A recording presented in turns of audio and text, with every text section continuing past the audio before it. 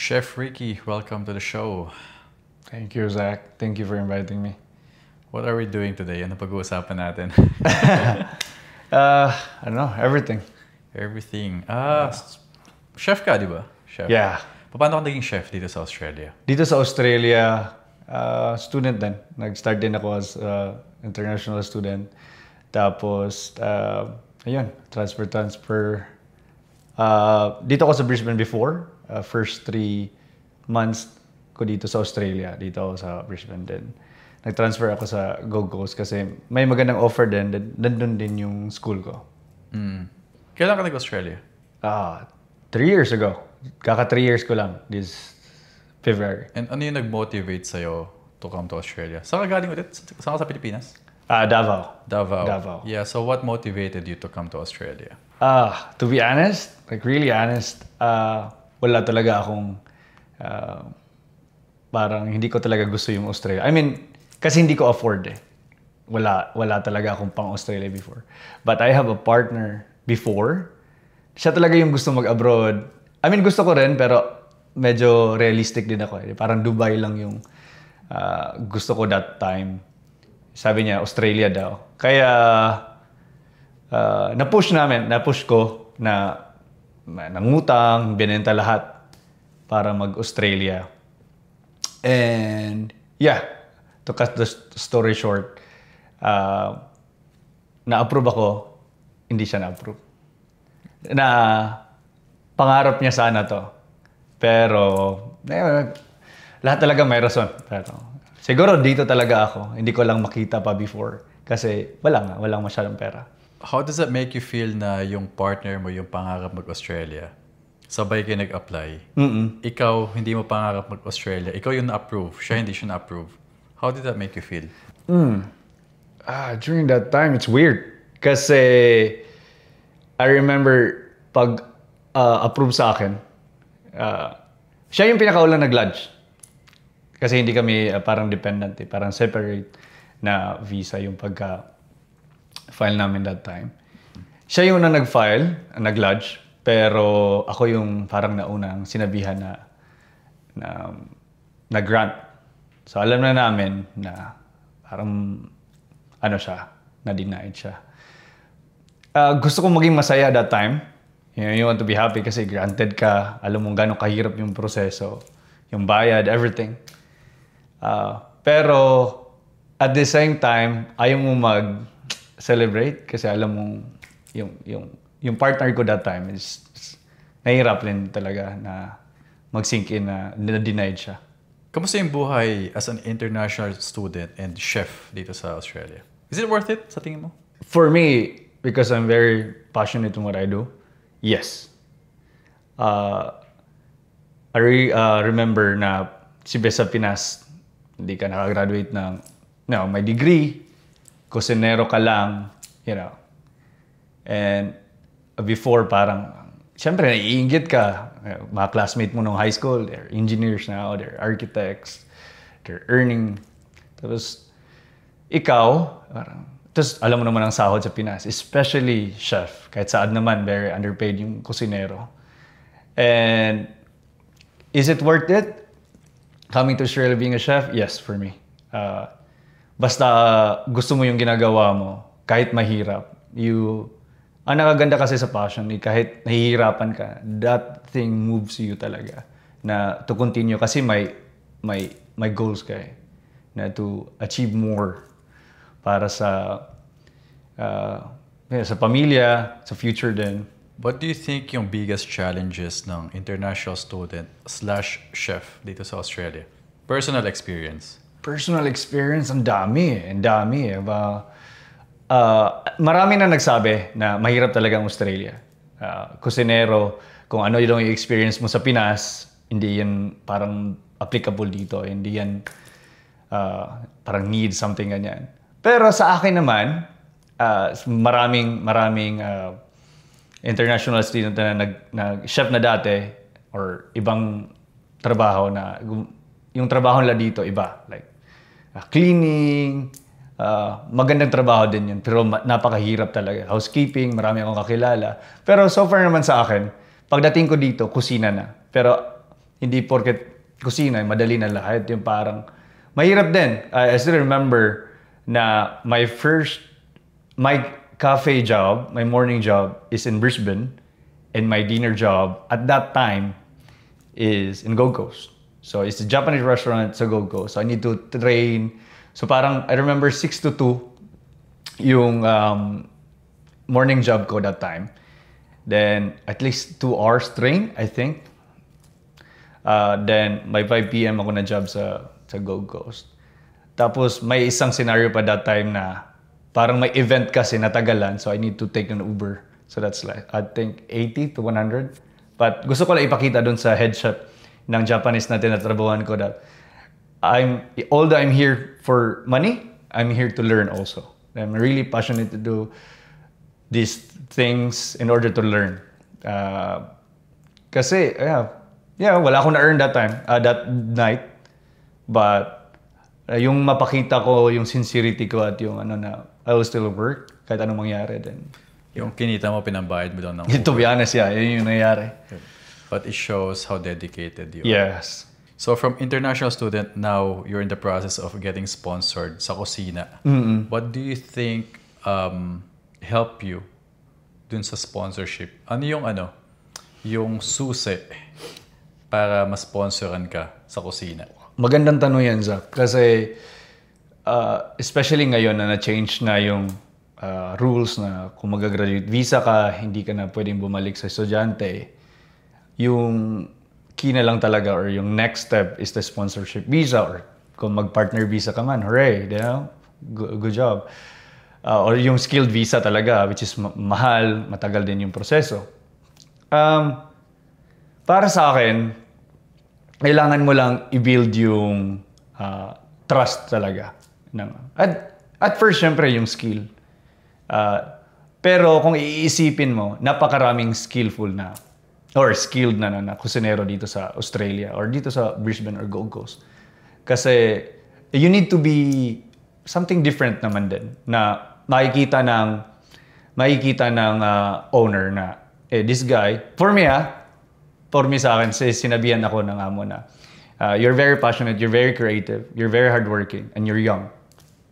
We can invest in you. So yun yung parang ma-advise ko siguro, especially sa mga bagong dating. Why would the employer invest in you? Why would kaya sa sa tawag nito?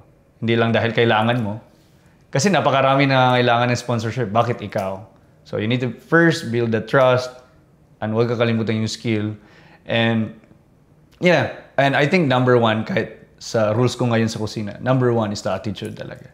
Personality. Yung na-sponsoran ka na from international student to become work visa, work sponsorship, yung pinakita mo?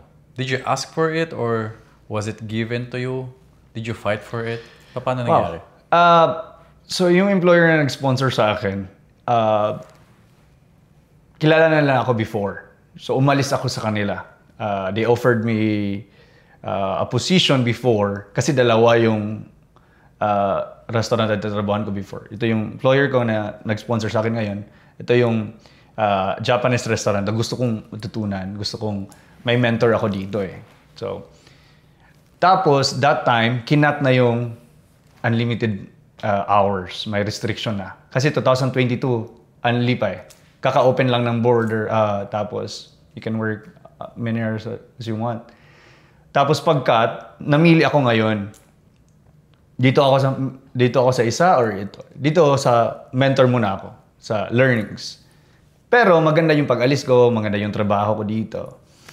Ngayon, kailangan ko ng sponsorship. Napag-usapan namin dito sa kabila na hindi ako ma-sponsoran.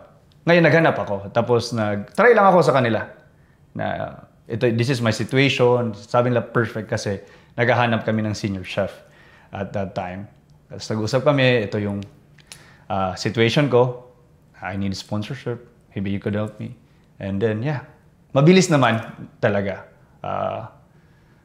Thankful that ako noong na time kasi napaka-smooth ng proseso.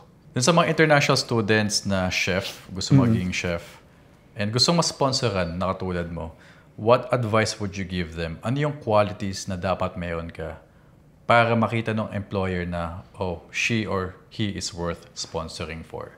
First talaga is, para sa akin ito yung advice ko. You need to be passionate with this thing. Na mapapakita mo talaga sa nila na gusto mo tong trabaho na to and you're willing to do everything and you're willing to work hard kasi gusto mo to. Like for me, it's very easy for me because I love cooking. This is my passion. This is my lifestyle for me, I guess. So yun, at personality talaga. Like, syempre, kahit kunwari ako yung employer, tapos ikaw, yung kusinero, you have a very good skill, but you don't have a good attitude. Why would I invest on someone na alam ko, mamumroblema lang tayo one day? Kasi yung iba, nagiging PR, tumataas yung entitlement nila, ano ba? So, syempre, yung amo nag-iisip din future plan nila. So, I think talaga personality, your work ethic, and then your skill talaga. You need to love what you do. And that's my advice, I guess. Love that. I think my advice dun sa mga Pinoy na gustong ma-sponsoran dito sa Australia sa work is, ang dami kasi when they apply for work, the first question they ask is, do you guys sponsor? Kasi Yes. ako ng sponsorship. Mali kasi before you ask for sponsorship, prove them first. Why are you worth sponsoring for? That's true. Kasi it's expensive for the company to sponsor. Hindi naman yan parang 20 pesos na sponsoran mo yan, sponsoran mo to. There's a lot of commitment dun sa employer. And me, I'm talking from an employer then. Now we have employees dito sa Australia and in the Philippines. And when the first question I ask them is, why do you want to work for us? Yeah. Diba? What do you have na you think you can offer? Exactly. Kasi ito yung task. Madaming tao na we can train to do this task eh. But why you? Exactly. Why are you worth investing for? So I think advice for Filipinos in Australia, pakita nyo muna, di ba? Kung kailangan mo pa magpabibo, magpakitang gilas, show them how dedicated you are before you ask for sponsorship. Para you give muna, di ba, before you ask. Yes. Hindi, kasi kung ako employer, unang tanong mo, nag-i-sponsor ka ba? Sino ka ba? Oh, yes. What can you offer? Exactly. Diba? Show me first what you can do and then let's discuss yung sponsorship. So, Ang ganda nung sinabi mo, Zach, kasi ngayon sa trabaho ko, kasama yung hiring, right? And pinapasa ng amo sa akin, yung pinapasa sila online. Ako yung nag-i-interview, ako yung nag-a-assess. Tapos, ang gana sana ng work, parang okay to parang may Pinoy, which is na-sadden ako sa kanya kasi hindi ako makatulong or nag-advise na lang ako ng ibang option niya. May skill siya, pero the problem is, okay na, yan, can you start? Tanong na ako sa availability niya. Tapos sabi niya, Chef, I have one problem. Sabi niya na, I need sponsorship. Okay. Ilang buwan na ba yung natitira sa visa mo? Sabi niya, 2 months. Sabi ko, it's very hard. Kasi ako nga, hindi ko naman sinabi na ni-sponsoran ako. Sa utak ko, I need to show to the owner, like, parang year yun, na worth it kang sponsoran. Meron namang mga employer na nag-sponsor ka agad, pero naaliit ng option na ganun. Kaya may usapan na kami ng amo ngayon. Hindi naman sa ayaw namin ng sponsorship. Sinasabihan na nila ako na if they ask for, pag nakita na nila dun sa CV or something na you want sponsorship, ini-entertain pa rin namin. Pero tinatanong ko muna kung ilang buwan or may iba, 1 taon ka pa. Kasi mahirap talaga eh. To be honest, yung isang friend ko, napauwi talaga. Last year, December, umuwi talaga. Skilled, have the skill assessment, nagpasa ng skilled visa, hindi siguro na approve or hindi pa dumating yung result. 7 years in Australia. Susad. you know, yung too sad na makita yung gano'n na kaibigan mong magaling. Pero hindi siguro din para sa kanya yung Australia na magtagal. Pero yan lang. Mahirap maghanap kaagad-agad. So I think if you want sponsorship, if you're a chef, you need to plan everything. Kasi especially nga, yung iba ngayon, lodge ng graduate visa without knowing what's the next step. Pag graduate visa ka, hindi ka na pwedeng bumalik sa student Siguro, correct me if I'm wrong kung may nakikinig. 3 lang yung option mo. It's the partner visa, sponsorship visa, at yung skilled visa na ipapakita mong, I'm skilled sa state. What if hindi ka pasado doon, tapos walang mag-sponsorship sa'yo since wala kang partner, pero nag-lodge ka ng graduate visa mo? Yun, kaya maraming napauwi last year, I guess. One of that is my friend. So, plan everything. Plan your next step. Ano yung pinakamahirap sa trabaho mo as a chef dito sa Australia? Let's just talk about Australia, not your chef life in the Philippines, in the kitchen, in the war zone. Ano yung pinakamahirap for you? That's a very good question. Kasi sa Australia, very diverse, right? Iba-iba yung nationality, iba-iba din yung ugali. And I think for me, maraming mag-agree na if you already know the basic, like for example, you have experience like 1 year to 2 years, may basic ka na, maiintindihan mo hindi naman talaga yung chef job or the cutting, the ordering, the service, ang mahirap Ang pinakamahirap is intindihin yung mga personalidad ng mga kasama mo. Mainit, under pressure. If you're a leader, or may position ka, you need to be hard because you need to push the young ones, the new ones. And pag bago ka, hindi mo maintindihan yun. Kasi nung minimentoran pa rin ako, during the time, you hate your mentor. Like, why is it so hard? Then after, ma-realize mo na, yung improvement ko, kaya pala. So, ibang-iba ugali, magka-clash yun. But always remember, service is service. Yun talaga yung sinasabi ko sa kusina. Whatever happens sa service, stays on service. If kumali ako, sumobra man yung nasabi ko, I will say sorry. Or, basta yun yung pinakamahirap for me, I guess, yung team management. Ibang ugali, ibang personality. And especially, if you really want to be a good leader, which is yun yung ginugol ko talaga. Kasi akala ng iba, if you're a good chef, you could be a good leader. I think iba talaga. Being a good chef and being a leader is two different things talaga. I relate kasi when I work sa kitchen hand ako, di ba? Yeah. Dishwasher. I remember sa Circular Quay. When we say na kitchen is like a war zone, it is. Kasi you have your different section, di ba? Meron kang grill, meron kang sa salad section, may beverage, meron sa yung sa kitchen hand kung saan ka naghuhugas ng pinggan, and you have service. And as a crew, if you are the head chef, hindi lang being a head chef, it's not really about just knowing how to cook. Yes. It's about managing your people. Like Exactly. a general, di ba? Kung nasa gera kayo, everyone can shoot a gun. But how can you make sure na they will shoot the right target? How can you make sure na hindi sila magpapanik kapag nandyan yung kalaban? How can you make sure you have enough ammo, enough Are you prepared? ingredients? Yeah. As in, prepare. As in, di ba, you do the prepping. prepping.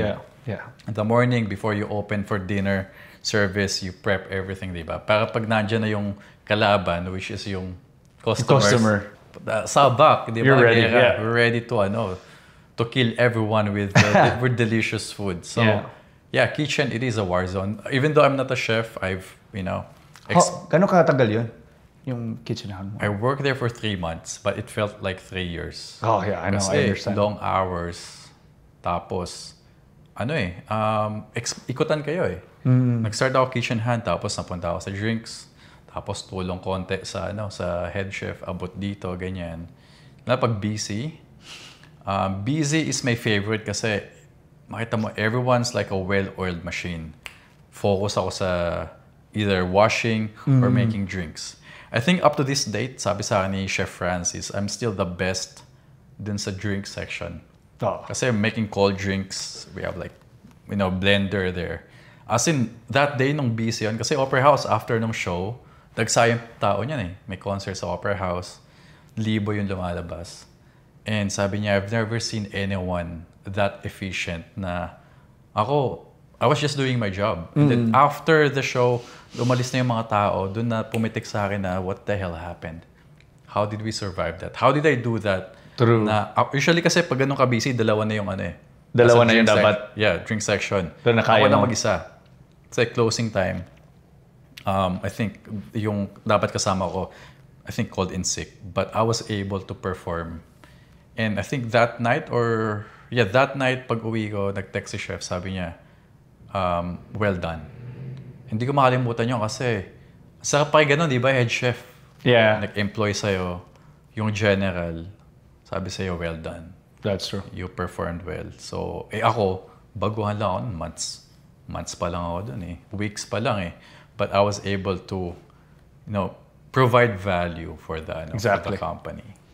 So, Tama yung word na sinabi mo, value. yeah, kung gusto mo ma-sponsoran sa Australia, show them your worth, your value. Hindi yung, I'm a good cook, or I'm a good accountant, or I'm a good photographer. So what? Exactly. Diba? Ang dami rin magagaling dyan eh, but why should I sponsor you?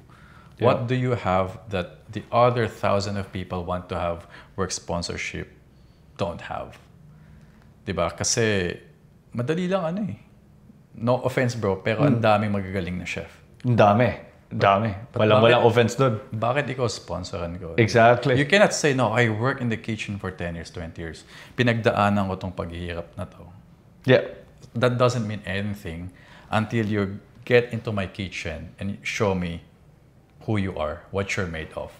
Tapos, isa pa dong factor, Zach, is I work in the kitchen, like, magaling, but are you okay together? So, isang titingnan niya ng amo.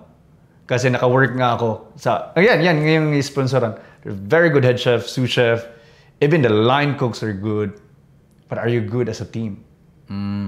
Because, kumbaga, parang basketball yan, kahit pag samayan mo si LeBron, si Kobe, si Jordan, sino pa? Si Steph. yeah. That doesn't mean na Exactly. they will win the game just because they're all the best. Yeah. It's all about teamwork talaga sa kitchen. Tapos yung sabi mo na may grill, para sa mga passionate ng kusinero, parang symphony yun, parang orchestra. Para sa akin na parang yung noise nagiging music na eh. Yeah. Like, I really need it right now. Parang ganon. Parang kailangan mauna yung raw, yung larder, yung raw bar first bago mo lutuin to. Tapos yung word na sinabi mo kanina na sa leader is the organization. So, although you can cook, maraming nagluluto but can you organize everything? Tama ba yung nilagay mong tao dito sa station na to sa araw na ito? Kunwari, if for example, yung Valentine's Day, we're very busy. Different menu kasi Valentine's Day. So I need to think kung sino ilalagay dito at dyan. So far, it's very smooth. And yeah, I think pag nabuo na ang team, kahit gaano pa yan ka galing, tapos isa, baguhan pa. But if the leader may sinabing goal, ito yung goal natin. Tapos parang sumabay na lahat. Kasi nakikita na nila yung vision mo. May vision ka na, ito yung pupuntahan natin. Pag narespeto na yung vision mo, doon mo makikita na, akala ko hindi ito mag-work. Kasi mostly iba, fire agad Fire agad. May isang cook kami. Sabi ng iba, bakit nandyan pa? Bakit nandyan pa? Kasi may yung trabaho, hindi masyadong okay. Medyo hindi organized. Tapos sabi ko, as a leader as a leader of the kitchen, pag ba may ganyan, tanggal agad? Or you take is a responsibility as a leader na, I need to make this guy work or improve or work together sa team. Kailangan ko siyang malagay, kailangan ko siyang kausapin na, hey, I'm sorry if I'm hard on you, but I need to. And said, Chef, it's okay if you're in my ass. And then na-realize ko doon that time, akala ko galit siya eh. Pagalitan ko siya eh. Akala ko galit siya. So, nandun kami sa locker room. Sabi ko na, I'm on your ass always. I want you to grow. I want you to be here. You know, sabi niya, it's okay, Chef. I like it. I like it when you pushed me. Sabi, yun. Akala ko hindi nila maintindihan, but I'm happy na makita yung mga kasama ko mag-grow. Yeah. You know? Yeah, another thing I learned sa kitchen is hindi mo kailangan, you don't have to have the best people eh. Kasi nasa kitchen ako noon, Chef Francis, ako kitchen hand. Sabi ko sa kanya, ba't hindi mo patanggalin tong isang to? Hindi naman siya magaling. Yes. Hindi siya magaling magluto. Sabi ni Chef, nung hindi ka makapasok, kasi may school ka, may sakit ka, he was there.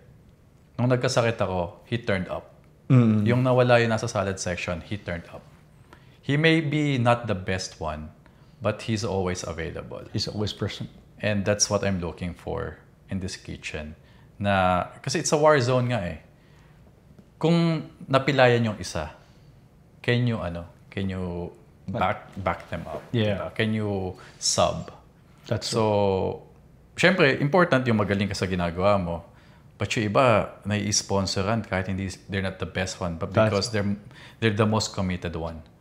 When the head chef calls them, hey, I know your day off, but we really need help. That's true. I know you're at the beach or you're at a party, but we cannot do this without you. Pag narinig mo yun, I cannot do this without you, nabubuhayan ka eh. Parang Superman eh. Kaya nga. Pagbukas mo ng pinto ng kitchen. Di ba? I'm here. I'm here to save the day. May superpowers ka niyan. Oo. Pero ano yan eh. Totoo yun, di ba? Yeah. It's not, you don't have to be the best one all the time. Just be the most committed one, the most dedicated one. And, di ba? Kasi madali ituro yung skills eh. Yes. If the dedication is there, di takal naman lahat, di ba? Yeah. May techniques yan eh. It can be taught and can be learned by most people. Not everyone, kasi not everyone they're gifted. Diba? Yes. But just follow the recipe, di ba? Ayun. Ang ganda nung sinabi mo kasi may conversation kami sa amo niyan na reward those people that are always there. Sabi ko na, yes. Kasi last New Year's Eve, may isang kusinero na hindi may lakad daw. Pero alam mo naman natin na ano bang lakad mo something sa New Year's Eve. So at least, kami sa amo at ako, parang, okay, important day, kailangan lahat, dapat kumpleto lahat, hindi ka sumipot. Tapos sinabihan ko yung dishwasher namin. Kasi pag may nag-apply sa akin, tinatanong ko talaga agad, what's your goal? Gusto mo bang maging kusinero, especially pag kitchen hand or dishi, kinakausap ko, I know you're starting, ito yung start mo, but what's your goal? Gusto mo ba maging kusinero? Ginawa mo lang ba to para extra money? Walang problema. Lahat ng sagot mo tama, pero kailangan ko malaman. Sabi niya, Nepalese yun eh. Chef, I want to be a chef. Okay, good. But sabi ko sa kanya, that day, yung hindi pa dumating yung day is, but you will be tired kasi you need to show me habang ginagawa mo yung trabaho dyan, you need to help sa larder or sa crowbar to help us. During that day, yung New Year's Eve, sabi ko talaga, okay, remember what you told me? You want to be a chef? This is the day. I want you to be in this side, assist the guy kasi kailangan namin ng dalawang tao sa larder. And then ginawa niya. And ngayon, he's not a dish anymore. I just need that, opportunity na i-grab. At yung isa, less hours. Yung nag-absent sa amin. Kaya palaging sinasabi na reward kung sino yung palaging nandyan. I agree. Yung mga nag-a-apply sa akin na photographer sa accounting business namin, mga VAs, mga accountant. The first thing that I check and we check, ako personally, I don't look at their portfolio. Yes. I jump on a 15-20 minute conversation with them on the phone just to understand yung goals nila. Like, why do you what are your goals? What are your goals? Why do you wanna work for us? Kasi once I figure out yung motivator nila, it's easier to handle them eh. Exactly. Are you here just for the money? Do you want to learn? Yung iba, Sir Zach, I want to have the life that you have. I want to have that flexibility na may business ako.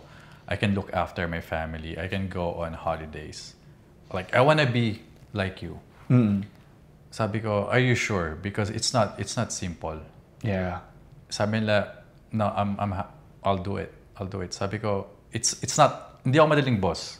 Hindi ako madaling katrabaho kasi when you tell me na you'll be committed, you're dedicated, you're passionate, sisingilin kita dyan eh. Yes. Diba? You have to show me how dedicated. Madaling sabihin eh, oh, I'm dedicated and passionate. Lahat naman yan passionate eh. Yeah. Diba? Kasi gusto nila yung trabaho eh. I like that. But once you're there, let's see how passionate you are. So, yung mga tumatagal sa akin, kasi sometimes 2 a.m. magte-text ako or call ko sila eh. 2 a.m. kasi gising ako nun. Kasi sometimes I suffer from insomnia. And gising yung diwa ko pag gabi, doon ako nakapag-isip. Tawagan ko sila, "Hoy, edit natin to. Uy, can you come up with a script for this? Uy, may client na kailangan ng to process yung nila, yung tax return nila or whatever situation. Doon ko nakikita. So pag nag-reply sila ng kunyari 2 a.m. Sir Zach, 2 a.m. Baka naman Sabi ko, I thought you said you wanted to be like me. Ang ganda nun. Ang ganda You said you're dedicated. So pag sinabi nila na, oo nga Sir Zach, game, pasensya na. So I know it's unrealistic. Sabi ko sa kanya, hindi madali ako maging boss kasi walang fixed hours. Yeah. But if you wanna have this life, if you wanna have to be on top, like Kobe, you need to work when your competitors, your enemies are asleep. Exactly. Diba? 4 a.m. So, nagpapahinga yung lahat, ikaw dapat nagtatrabaho. Si Kobe, tumitira na siya ng tres or free throw, tulog pa yung mga ibang players eh. Tapos na yung training siya, nandun pa din. Bumabanat pa din, nagpa-practice pa din. So it shows dedication. Dedication talaga. Yep. Tama yung sinabi mo na, kasi pinag-interview nga, tapos sinabi na, ayun. Kasi tinatanong ko, are you passionate with this? Yung may mga or yung mga international student na pupersahang magtrabaho sa kusina. Yung iba talaga, hindi naman talaga dedicated or hindi talaga passionate. Tapos tinanong mo, are you passionate with this? Kasi gusto ko malaman. Katulad ng sinabi mo, sabi nila, yes chef, I'm very passionate. Kasi nare-remember ko yung, parang sa utak ko, parang kinaklas ko eh. Para alam ko paano ka i-push. Sabi mo, passionate ka eh. This is not an easy job. In hospitality, alam mo yun. As a chef, parang yun eh. Hindi madali maging kusinero, tapos may goal ka pang, siguro mas mataas pa, mas malaki yung dapat itrabaho mo kasi akala mo passionate ka eh. So pag pinupush ko sila, tinatanong ko sila, I thought you're passionate. Siya na, yan siya. Tapos parang katulad yung sa sinabi mo na parang, oo nga, Sometimes, kailangan lang nila i-remind. Especially yung mga medyo bata pa. If you want to get hired, kung gusto mong ma-sponsoran sa Australia, if you want to keep your job, if you want to have that life, you really need to go above and beyond. True. Alam mo sa kitchen, di ba? Kunyari, ang task mo is to cook this food. Yun lang yung task na binigay sa'yo. Tapos closing ka hanggang 11. Tapos yung trinabaho, hindi lang prepare yung food. Nilinis yung section niya, yung katabi niya. As in, pagbalik ng head chef the next morning, ano nangyari dito? Sino gumawa nito? Parang ang aliwalas, maayos. So someone, dedicated their time. Yes. Sacrificed para the next day, pagbalik ng mga soldiers ng kusina, they're ready for battle. Hindi nila iisipin kasi nag-iwan ng ganito, but hindi minap yung floor. Yes. So going above and beyond, if you're seeking for that promotion, I like that. sponsorship, pakita mo na you're worth sponsoring for. Exactly. Na hindi mo lang ginagawa yung trabaho mo. So, ginagawa mo yung kailangan ng business. Exactly. Iba kasi hindi ko trabaho yan eh. Diba, ba't ko gagawin yan? Trabaho ni ganito yan eh. So, pag ganun yung attitude mo, mahirap ka may-sponsoran. Kasi hindi ka maganda sa business eh. You're not helping it. Yeah, you're only helping yourself. You're not helping the business. Yung mga full-time chef dito sa Australia, like you, magkano usually yung kinikita? Just give us a range. Starting up to yung mga kilala mong head chef dito sa Gold Coast and Brisbane. Wow. Starting, may mga baba talaga. Pero dapat yung average na naririnig ko is dapat 60. 60 yung pinaka-baba talaga. Dito sa Gold Coast, siguro 95 to 100.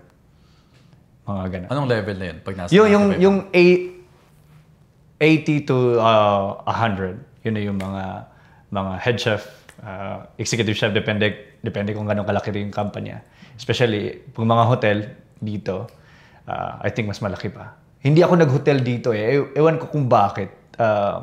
Sa Pinas lang. Pero, yun. May nakilala akong mga nagbibigay ng mababa pa doon. Pero, I think that's 3 years ago. So, I think, pinakababa is 60. Which is 60 kung tutuusin. Kung i-weekly mo yun, that's $1,000 na. A week. A week. Yeah. And, you have benefits already. So, if you're starting, kunwari, dito ka lang naging kusinero, as after 2 years mo ng school, may nagbigay ng full-time, that's very good. For me. So, starting rate ng mga baguhan chef dito sa Australia, 60K AUD. That's roughly per year, mga 2 million and a bit. Yeah. Yeah. Yes. Tapos, pag mga nagiging, senior chef ka na, head chef, papalo ka na ng 80 to 100. 80 to 100. Pero may kilala ako, mga 120, 150. Exactly. Ito yung indispensable na. Yes. Nasabi nila, no one is indispensable. Meron. Na pag tinanggal mo yung head chef na yan, magko-collapse yung kusina. Exactly. Kasi he's dedicated his entire life in that kitchen. Eh. Mm-hmm. So, yung mga ganong chef na they know their worth, na sobrang minahal nila yung kitchen, yung restaurant, sobrang mahal nila. Parang sila na yung amo. Boss. Yeah. Kasi sobrang ganda ng performance nila. Yung amo, nakapag-holiday, can spend time with his family. Naiiwanan na yung business dun sa head chef, dun sa floor manager. So for me, they are yung indispensable. Yes. Marami talagang mas more pa. Especially, matagal ka na, ang laki na ng value mo talaga sa Tama yung pagsabi mo, pag umalis, okay naman, pero may iba talaga. May feel ng customer yan eh. May feel ng customer yan. At sa amo, tinitingnan nila kung itong nagdala nito, manager ba o head chef, maganda yung consistent yung quality ng pagkain, yung serbisyo, bakit when it's not broken, why fix it? Parang ganun. So, yeah. For me, as an employer din, nag-hire ng tao, di ba, for our businesses, tatlo lang naman yung kailangan mong gawin for you to get hired and to get promoted. Number 1, can you help us make more money? Kung hindi, can you help us save money? Okay. Number 3 is, kung hindi mo kayang, if you cannot help us make more money, save money, can you at least maintain yung yung system namin, kung magkano yung kinikita ngayon? Yes. Okay. So, if you cannot do those 3, wala. Any job to So, you get hired because you are expected to do specific job. And your job will help run the system smoothly, diba? So, that's either you're helping the company to make more money, save money, or just keep it as it is para yung brain capacity ng mga bosses, they can do other things. Yes. So, kung gusto mong ma-sponsoran sa Australia, kung sa kitchen work or any work, if you can show the management, the boss na nandito ako, so you can step out of it, you can spend more time with the family. Kung gusto mo mag-sip ng piña colada sa Hawaii, wow. Diba? You can live your life because I'm here. I can run your business for you. Yeah. then I am worth sponsoring for. So, and you'll become indispensable. Pag humirit ka ngayon na, boss, baka naman pwedeng extra 10, 20K sa sahod ko. So, for them, it's a no-brainer eh. Yeah. Okay, here's 20K. Kasi because of you, I can spend more time with my family. Because of you, I opened up another business kasi ikaw na yung nag-aalaga ng una kong business eh. Yes. So, syempre, every year, di ba, you can ask for more. Kasi mas gumagaling ka, mas dumadami yung business ng boss mo, mas mayaman siya. So, asking for more becomes, it's always yes dun sa dun sa amo eh. Kasi you're worth it. So, Zach, may mga itatanong lang ako. You know, as a friend, as a fan, you know, I really admire what you do, to be honest. And I'm grateful na nandito ako. I visualized this 2 years ago, maybe. Na yeah, this moment. So, if you could define yourself in one word, what would it be? Oh, I can define myself in one Just one word. Kaya pinapahirapan ko. Pwede tatlo sana eh, pero isa lang para mahirap. I would define myself. One word, I would say brave. I like that. Brave. I guess so. Brave kasi I've gone through a lot of challenges. A lot of battles I faced on my own, just me and God. Kasi you don't have time to show weakness pag pag breadwinner ka, you want to help your parents. Kasi nakatingin sila sa'yo eh. Yeah. So imagine mo, let's say you're the leader, you're the general, and the whole energy of your army, if your team, relies on you. Diba? Imagine you go to a war tapos yung general mo wala sa mood. Yeah. Diba? Hindi motivating. How can you win a war if the leader is not feeling good? Exactly. Diba? They're not motivated. So, yeah, I would say brave. You know, I try to be brave in most aspects of my life. So yeah, brave. Ikaw, if you'll define yourself in one word, ano to? Parang ganun din eh. Risk taker sana, pero kaso 2 words eh.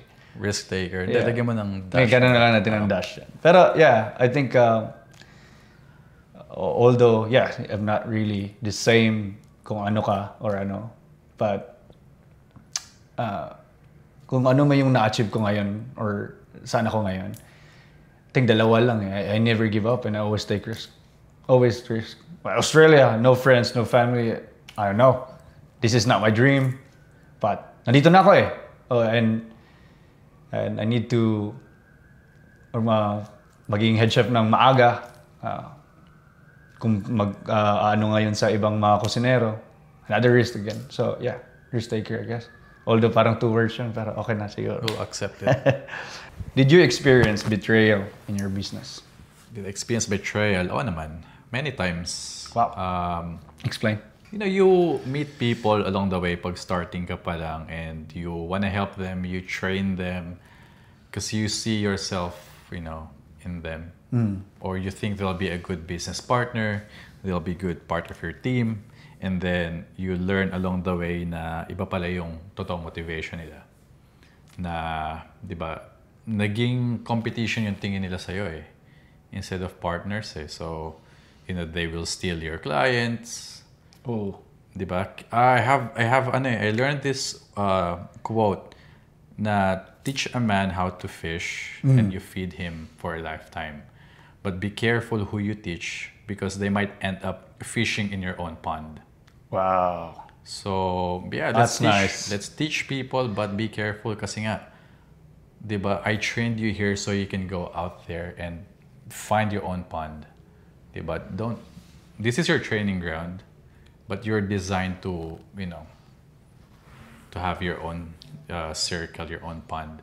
So respect who gave you the opportunity. Number 1 rule of our yun eh. Di ba yung parang wag mong i-overtake yung master mo. Something and don't overshine your master. Yes, number 1 yun eh. Yeah. Kung papipiliin ka, $20 million or 20 years younger version of you. Pero, I'll take the cash. Okay. 20 million. And I'll reinvest it to, many things. I'll help a lot of people. And with my knowledge now, yeah, I'll take 20 mil. That's nice. Yeah, kasi my life now, this is exactly how I designed it to be. And I'm fortunate as well. And I work hard for it. Yeah. Diba? So, Sobra. when I was 17, ito yung pinlano ko. Sabi ko, by this age, I'm gonna have this. I'll be able to help my family, my parents. And I was able to achieve that. So I would say I'm living the life that, I always dreamt of. So that extra 20 mil, Parang regalo na lang eh. yeah. Parang regalo na lang. Regalo na lang eh. Yeah. Not that I don't need 20 mil. Well, kasi ngayon I'm content with what we have sa business. Family is healthy, parents are retired, may solid na bubong na sila, wala nang tulo. So, anything on top of that will just be cherry on top. Yeah. Parang na lang siya. Diba? Icing. Extra na lang. Icing on the cake. What is the one thing you're most afraid of failing at? Kasi I know, marami na ka na failures kaya marami ka na na-learn din. I think not being a good provider. Nice. Kasi I grew up, lolo ko is a great provider, mga tito ko, my dad, and each and every one of them, they have different style of being provider. Lolo ko, like financially, tito ko, tumatag yung puso ko kasi sinasako ako ng bata ko pag malikot ako Talagay sa sako tapos yeah, people call it now child abuse, but back then it's just discipline. Wala. Yes. Diba? Discipline lang yan before. Dad ko, his time is very generous with his time. And me, same with my family. I just want to be a good provider. In as many aspects as possible. Financially, time, love, emotional. Yeah. So, biggest fear is not being able to provide what matters for my family. I like that answer. Yeah. Next question. What's the hardest thing about being a man today? Let's define being a man first. Ooh. Parang ako ngayon that yung sinasabi nilang that yung define ng man is yung to protect and to provide. Gaano kahirap yun in this generation? Yeah. Kasi for different people have different definition of man, di ba? Marinig natin dati sa mga Pilipinas, magpakalalaki ka. Yeah. Di ba? Yun magpakalalaki ka or di ba, grow some balls. So in English. Yeah, for me being a man is being available to your family, to your friends when they need you. Okay? So what an answer. And also influencing those people around you, people you care about, what being a man is. For me, is simple lang naman yung, for me personally, for me, being a man is being able to provide for your family and being available. Kasi ang daming provider na man Yeah. But they're not there. They're not there. Diba, may mga tatay, seaman, money-wise, provide lahat ng kailangan ng anak. Yung kailangan ng anak, I need my father here. My father figure. Na may gumulpi sa akin, kalaro ko or tambay. Ganda. I need my dad, diba, to protect me. So hindi being a good provider financially does not solve everything. You just solve that finance problem. Yeah. But for me as a man, I want to be available to my family, to people I care about, as much as I can, money-wise, emotional, time-wise, especially time. Especially time. Time talaga. Now, when a friend or a family member called me and like, hey, I need you. I want to be there. Okay. And I want to have that ability na if I'm in the middle of work, I can drop off that work because I can afford to drop off that work and be there with you. Yeah. Kasi kailangan ka. That's nice. Very good answer. What is your biggest insecurity? Biggest insecurity before yung weight ko. Payatot ako nun Oo nga, nakita ko sa mga pinost mo. 43 kilos ako noon college. As in, patpaten. Isang ubo na nga lang eh. Or pag hinangin, liliparin ka. That's what motivated me to go to the gym. Pinulot ko yung dumbbell ng tito ko. I can't remember how heavy they were. Pero it's too heavy for me. Kasi yung form ko, ginaganong ko siya eh. Alam mo yun, ang laki ng anticipation ng swing mo eh. So, really bad form. But it was a good start. Di ba? That's why, yeah, I encourage people na face your insecurities, man. Yung mga insecurities mo, there's a solution. Always. Diba? And if you don't face them, it's always gonna be your, Nandun palagi. yung insecurity mo eh. But once you get comfortable with your insecurities, let's say you solved it, bro, you're like, Para naging kumbaga superpower. yung kryptonite mo, Yes. wala, hindi ka na tinatablan. Hindi ka tatablan. That's So, nice. solid yun. Yeah, face your insecurities. It's easy to say. Lahat naman is easy to say eh. Pero, yeah, just face it, man. If you don't know how, look at other people who's gone through the same experience, same story. Yeah. Diba? Yeah. How did your relationship with your father shape you for who you are today? My father, I hated him for a long time. Wow. My dad, I hated him because he retired early. He had depression. And my idea of, a great dad back then when I was a kid, hindi niya na-provide, which is financially. Mom ko yung naging provider financially. Really? Yep. And then later on, I realized what my dad did, what he sacrificed for us. Kasi siya yung nasa bahay lagi eh. Sa mata ko nung bata ako na yung tatay ko nasa bahay lang. Di tulad ng ibang tatay nagtatrabaho. Yung mga kalaro ko kasama ko sa school, may bagong shoes, may bagong phone.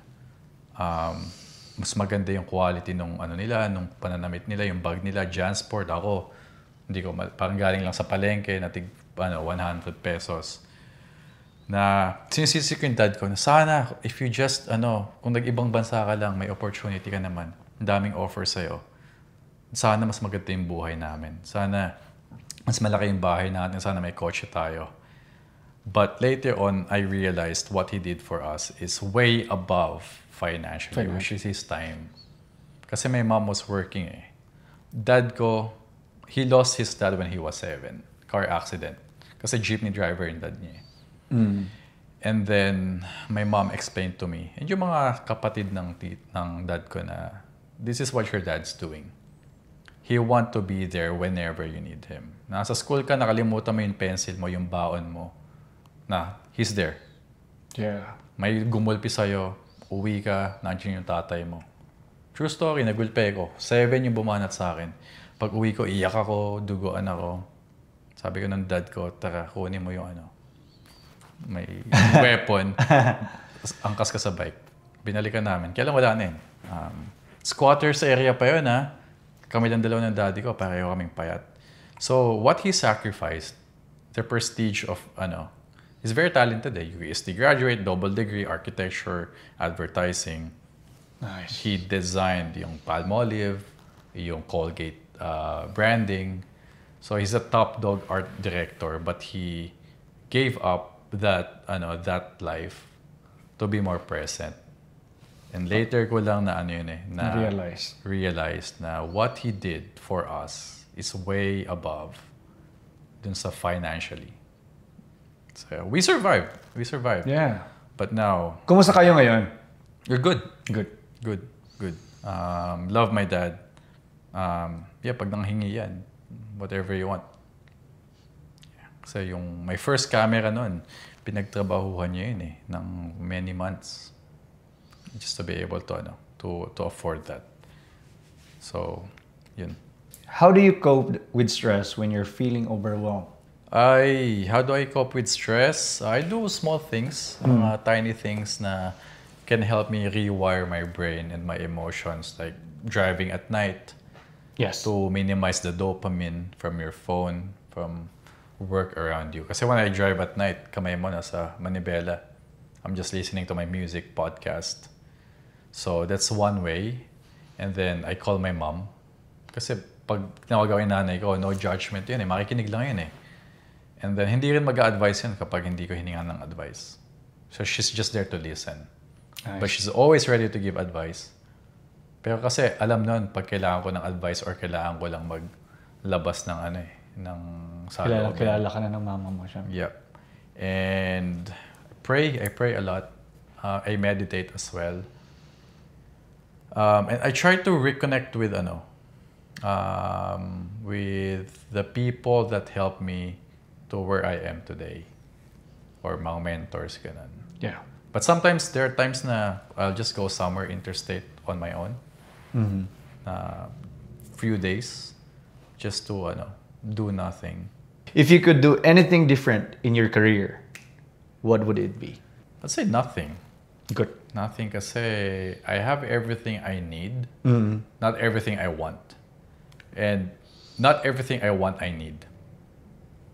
So... Not everything I want, I need. Ang dami nun. So I have everything I need. I achieve the things that makes me happy. I'm able to serve the people around me that I truly care about. And anything on top of that is just extra. So I have no desire to be the richest, the best, or to have the most following. I'm just happy with how things are going. I'm happy, but I'm not contented. Yes. So there's always that hunger. Yeah. So, yeah. Mayroon pa rin tayo mga hinahabol sa buhay na big goals. But you need to understand when to stop eh. Yes. That's so true. Kasi otherwise, it will lead to burnout, depression. Kasi yung moving goal post na tinatawag na, lagi kang may hinahabol. When are you gonna stop, diba? So you need to understand what truly makes you happy. And once you achieve that, then what are you gonna do after? But it's good to always have something that you're chasing. Yeah. But you're chasing it because you love the game of chase, not because you need to have it. True. So be committed to the game, to the process, then achieving it. Just to keep you moving. Hindi ka stagnant. Ganda ng sinabi mo. Okay lang ba mag-insert yun? Kasi marami akong kakilalang napaka-passionate talaga ng kusinero. Matatandaan na may sakit na talaga, but they can't turn off the fire, that burning desire of being passionate as a chef. So kahit may marami ng sakit or anything, hindi na dapat mag-work, pero may pera na, but dapat sa pamilya na nagfo-focus, pero they still want to work kasi they still want to do something, kaya siguro hindi nila na-off yung passion nila. Kaya maganda yung sinabi mo na kung may goal, dapat alamin din kung kailan ka i-off mo yung fire mo. Yeah, huwag mong papatayin completely. Have it there just enough to keep you warm. Nice. Diba? Kasi pag naman pinatay mo yan, some people kasi once they achieve all the goals, they lead to depression kasi hindi na nila alam yung gagawin nila next day. So too much time can kill you then. Diba? Achieve financial freedom, time freedom. Once you achieve that, what are you gonna do? Especially if you achieve it at a young age. 35 ka. Let's say you have another 35, 40 years or 50 years to live. Anong gagawin? Na-achieve mo na yung gusto mo ng 35 eh. Yeah. If you don't have purpose or calling, you'll get lost. So always have something that you're working on. Kilala mo ba si Gilbert Arenas, yung player? Sabi din niya yan sa podcast niya na, di ba early siya nag-retire due to injuries. Yeah. Pero napakadami naman yung already pera na nasa bangko. Tapos parang pag-retire niya, the first day or the first week sa retirement niya, parang 2 days siya nag-drive sa America or saan man siya na state pumunta. Kasi hindi niya alam what's next. Nag-retire siya ng maaga. I have money, but what's next? So, yeah, I think in line sa sinabi mo na ano yung next then. Tapos wag i-off. Kaya ngayon, he's still talking about basketball. Diba? Nagpa-podcast siya.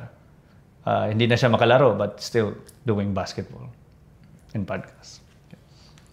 What is the biggest risk that you ever taken? One of them would be coming to Australia. Kasi, it's a new country, new place. Tapos panganay, ayoko iwan yung family ko. Ayoko iwan yung mga kapatid ko. Kasi yung dad ko nga, he sacrificed his time to be with us Siyempre, tumatanda yung parents ko. I want to be there. To be the next provider, the next protector of the family. But I took the risk because at that time, although I have these big dreams for them, wala akong bala. Wala akong pera. Mentally, emotionally, mahina pa ako. Kasi I don't have this mindset, this knowledge back then. Bata pa ako, 21 So, you had to make those big risks, those sacrifices, big decisions na, okay, iiwan ko muna kayo dyan. Because I need to be stronger. Papahinog muna ako. True. Para mas malaki yung tulong na maibigay ko sa inyo. Diba? So, kasi kung if you want to protect your family, tapos payatot ka, hindi pwedeng puro puso puro motivation. Yeah. Diba? You need to magpalaki ng katawan, mag-gym ka, learn how to do martial arts. MMA, martial arts, and then you can protect them as needed, di ba? Totoo. So, hindi pwedeng puro puro puso. Bahala na si Batman. Yeah. So, okay yun, puso, motivation, mindset. Let's work on yung actionable, yung practical things, yung technical. Practical, yeah. Yeah. So, yun. Kung pagbibigyan ka ng 1 minuto para makausap si Jesus Christ, ano ang pinakauna mong itatanong? How did I perform? How did I do? Like, did I live up to your expectation? Kasi I accepted Him as as my Lord, Savior.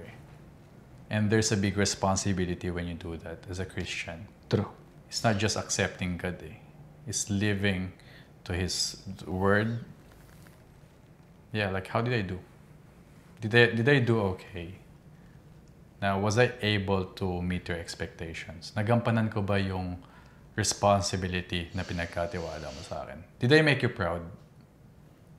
Many times I don't make Him proud. Tao lang. We do a lot of things that we're not very proud of. But iba kasi siya Iba siya mag-isip So, hindi mo ma-quantify how He measure things So, I think that's it. Okay. Did I make you proud? Didn't make you proud. If not, just send me down there. No, please no. I hate Ang ganda na, ang ganda ng heat and humidity. Yeah.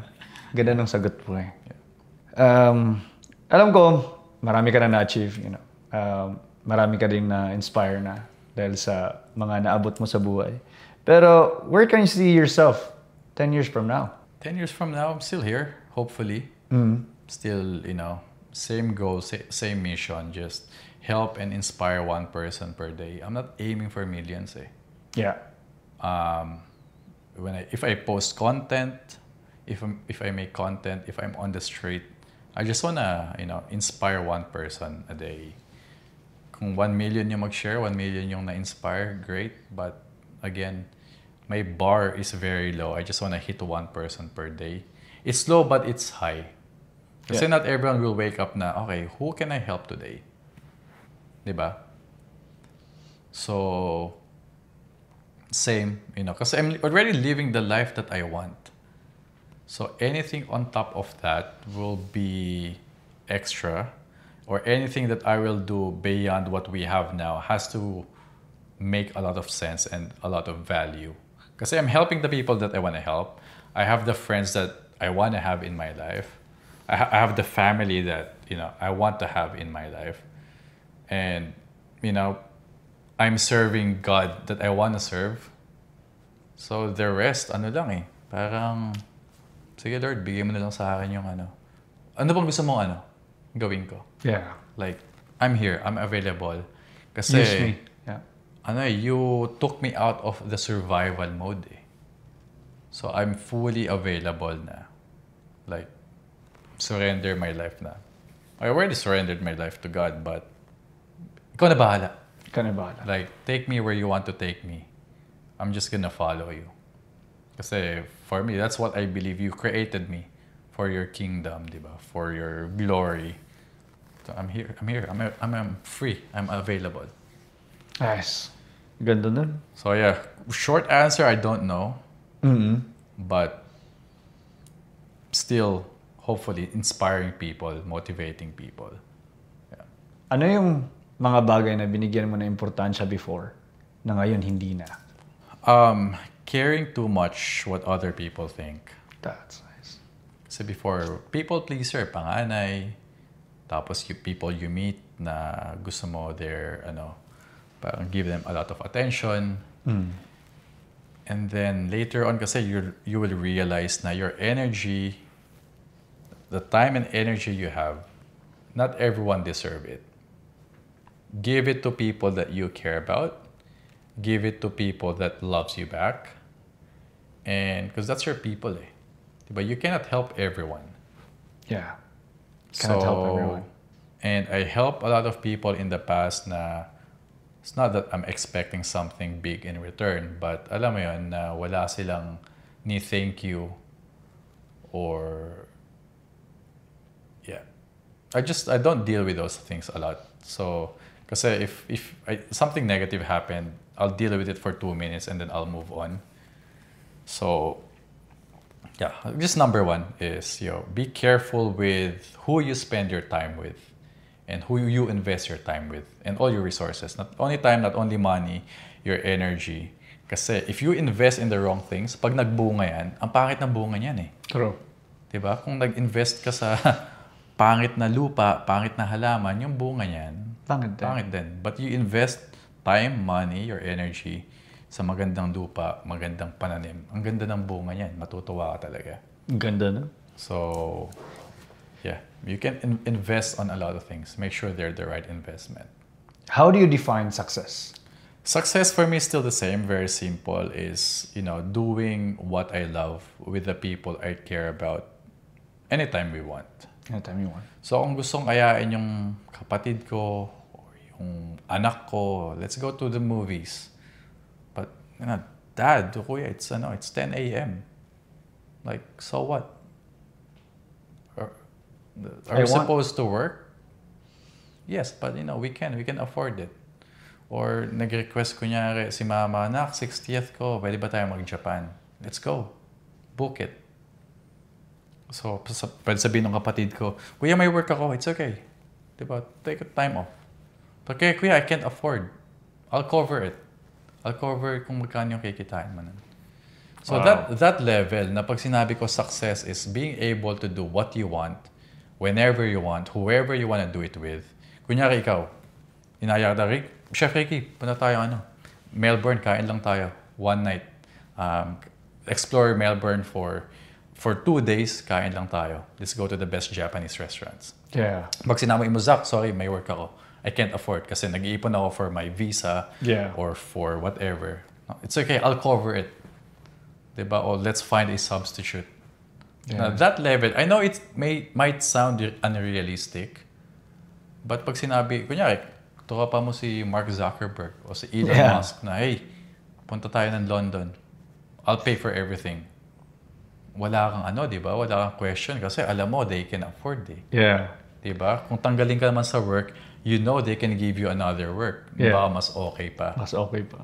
That level, I know it seems ridiculous, but that's my personal Definition of success. definition of success eh. Iba-iba naman ta. Sumakses eh, alam mo yun? Yeah, sumakses. Bigla kang Ayan. Pero yeah, it's simple. It's not easy. It's not easy to do, but yeah, it's, definition is simple. Nice. So, who's your hero growing up? Who's my hero growing up? My lolo. Nice. My lolo kasi I made a post na nabawi ko yung watch niya, yung Rolex, which is the one I'm wearing now. Lolo kasi maagang nawala ng parents eh. Nagpalaki sa kanya yung ate niya. So he's the pure definition of self-made. Self-made talaga. Walang inheritance. wala nga magulang eh. Tapos, he graduated college. Naging professor sa madaming school. San Beda, I think San Beda, St. Paul, Miriam. Tapos, accountant, magaling na accountant.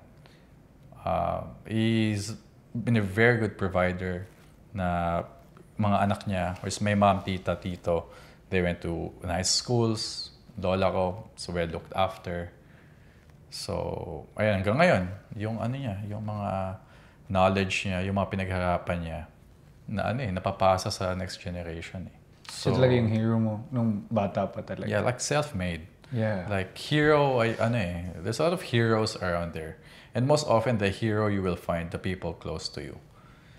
So, yun, may lolo talaga, self-made as in. Mapapaisip kayo, paano mo nagawa yun? Na ngayon, yung iba may inheritance na.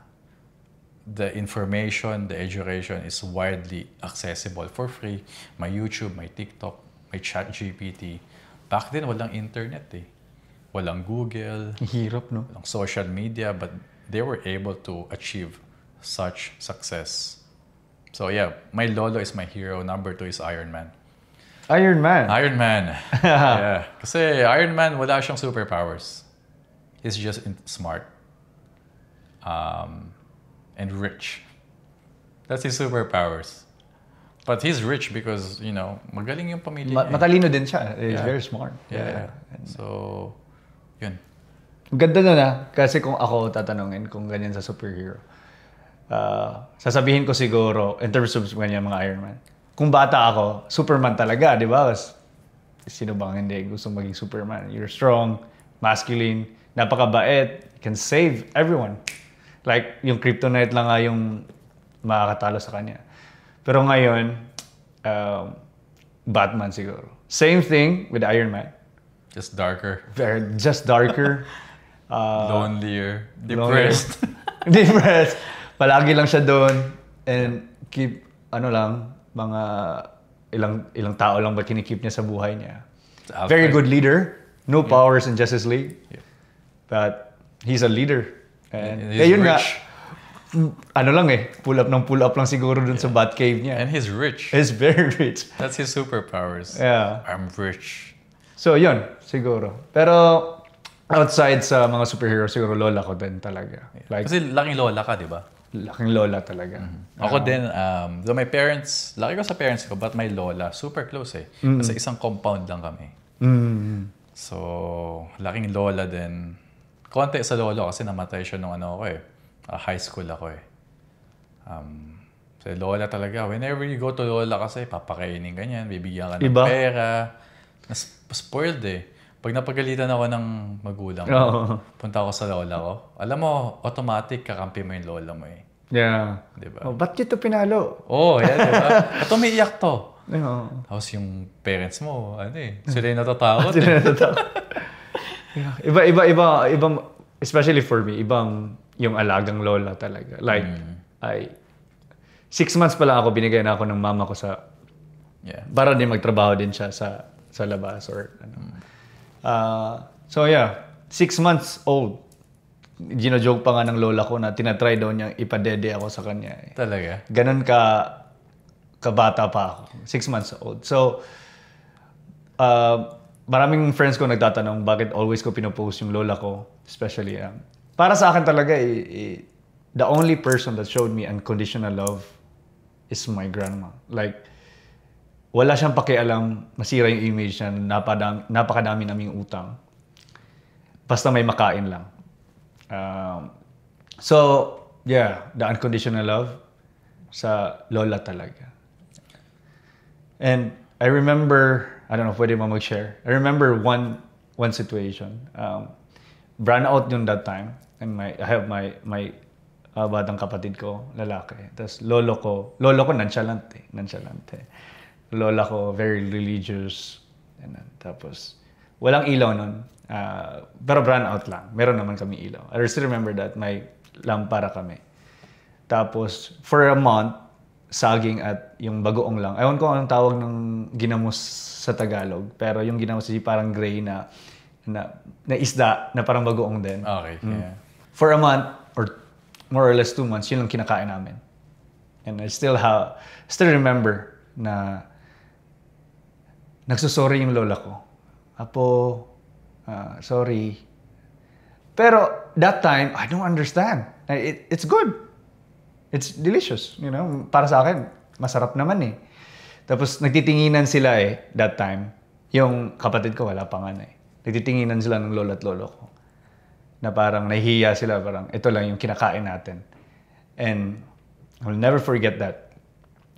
Tapos nung lumaki na ako, na-realize ko na nahirapan sila pala that time. Napakahirap pala that time. Pero for me, kasi mayaman naman kami sa pagmamahal at alaga, parang hindi ko feel yung kailangan ko yun. Yun na time. Siguro mga high school na nakikita mo na yung insecurities mo na bakit sila gano'n. Kompleto pamilya gano'n. But during that time, nung gabi na yun, masaya ako kahit yung saging lang for a month or 2 months. Kasi yung pagmamahal nga ng lola namin, dalang-dala ko yun eh. So kahit nahihirapan ngayon sa sponsorship visa, sabi ko, nag-share ako sa lola ko kasi. Siguro 5 times a day tumatawag yung lola ko eh. Kahit naka-service kami, sasabihin ko doon sa mga sous chef or sa ibang kusinero na pass ka muna. Ano siya? Tumatawag yung lola ko eh. So, di pwedeng ibaba. Kasi napaka-importante. Napaka-importante nung pinakita niyang aruga that time. And yeah, kahit mahirap ngayon sa sponsorship visa, sabi niya, baka gusto mo, liitan na lang yung bigay mo or wag muna kang magbigay. Sabi ko, no. I have a promise nung bata pa ako. Dating yung mga kasama sa simbahan, sasabi ko, bata pa ako. Akala nila, hindi ko na-remember. Sabi ko, one day, bibigyan ko kayo ng maid, bibigyan ko kayo ng boy, kahit pa wala na kayong consciousness. I still have that promise. I still have that. Kailangan ko i-keep yun. And yun yung sabi nila, you need to know your why. That's my why. Because I think you need to have responsibility sa promises na binigay mo sa pamilya mo. At yun sa akin, sa lolo't lola ko talaga na it's not just for me, but they're not getting any younger. Isang goal ko talaga, bukod sa maging Michelin chef ka, syempre lahat ng kusinero siguro, is mapapunta sila dito. Mapapunta sila sa Australia. At least, ma-realize na hindi pala Pilipinas lang. No, ito pala yung Australia. Or ito pala yung snow. So I think that would be ating pinakamataas na achievement na matatanggap ko sa buhay. Yung pagmamahal ng nanay, lola, yung mga unconditional love eh. Yung sinasabing, isusubo na lang nila, bibigay pa sa'yo. Like literal, di ba? Literal talaga. Yan yung food eh. They want it, but nandiyan yung apo, yung anak. So yun yan, busog pa ako, kumain ako. But they're starving. They're starving. They give it to you. Kaya pag ako umuwi ako ng Pilipinas, pag nag-request yan, anything, kahit mahal yan, kahit mura yan, ako na nga yung nagpo-force sa kanila eh. Kasi hindi sila sanay ng ganun eh. Yung treat sila, na okay na sila sa ganito, sa konti. Sabi ko, no. Diba? No limit. Kasi for many years, nilimitahan nyo yung sarili nyo so we have food to eat eh. Kasi kami yung pinaprioritize nyo. So now, it's your turn. Like whatever you want. And when we say whatever you want, whatever you want, di ba? Yun yung goal talaga, no? Di ba? Pag sinabi ng mama mo na, di pa ako nakapunta ng Europe. Kailan mo gusto? Nice. Hindi pa nakakain ng steak sa ganitong lugar. What do you feel after that? After saying that, after booking the flight, after the experience, after the travel, after You cannot describe the feeling na you can provide na yung family mo, lola mo na ang tagal nag-sacrifice, tiniis nila yung paghihirap to give you a better life. Now, ikaw na yung nagbe-bless sa kanila. Walang kapalit yan. Totoo yan, totoo. Yung feeling na as in, it's hard to describe eh. It's hard to describe. Satisfying. Mas masarap pa yung feeling niyo kaysa yung sinagot ka ng girlfriend mo. 100%. Diba? Yeah. Mas masarap yung feeling na yun kaysa nung nakuha ko yung PR o yung pay increase o yung malaking bayad ng client, pag napasaya mo yung tao na nag-alaga sa'yo, and you know how much they sacrificed for you to be able to achieve what you have now, sobrang sobrang fulfilling. Well, Chef Ricky, Yes? thank you for being on the show. Thank you sa mga tanong mo. And I hope marami tayong matulungan, marami tayong inspire na Filipinos, not only in Australia, but sa Pilipinas and buong mundo. Buong mundo. Thank you very much.